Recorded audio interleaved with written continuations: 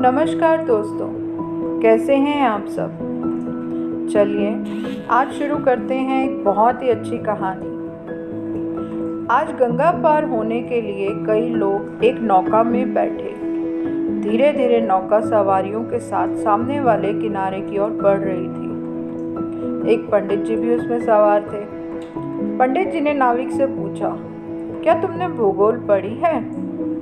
भोला भाला नाविक बोला, भूगोल क्या है इसका मुझे कुछ पता नहीं है साहब। पंडित जी ने पंडिताई झाड़ते हुए बोला, तुम्हारी पाव भर जिंदगी तो पानी में चली गई। फिर पंडित जी ने दूसरा प्रश्न किया, क्या इतिहास जानते हो? महारानी लक्ष्मीबाई कब और कहाँ पैदा हुई तथा उन्होंने कैसे लड़ाई को लड़ा?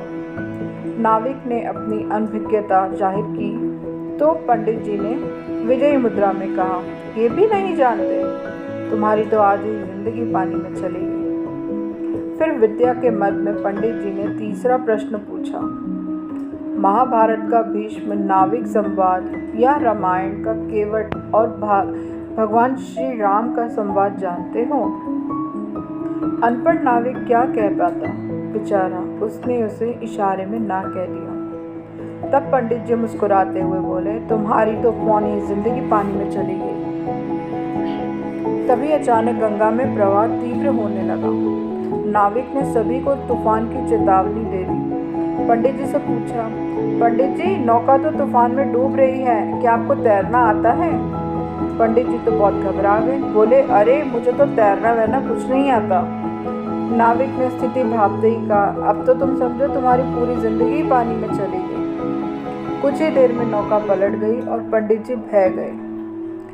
मित्रों, विद्या वाद विवाद के लिए नहीं है और ना ही दूसरों को नीचा दिखाने के लिए है, लेकिन कभी कभी ज्ञान के अभिमान में कुछ लोग इस बात को भूल जाते हैं और दूसरों का अपमान कर बैठते हैं। याद रखिए, शास्त्रों का ज्ञान समस्या के समाधान में प्रयोग होना चाहिए, शस्त्र बना के हिंसा करने के लिए नहीं। कहा भी गया है, जो पेड़ फलों से लदा होता है उसकी डालियां झुक जाती हैं। धन प्राप्ति होने पर सज्जनों में शालीनता आ जाती है। इसी तरह विद्या जब विनयी के पास आती है तो वह शोभित हो जाती है। इसलिए संस्कृत में कहा गया है, विद्या विनयेन शोभते।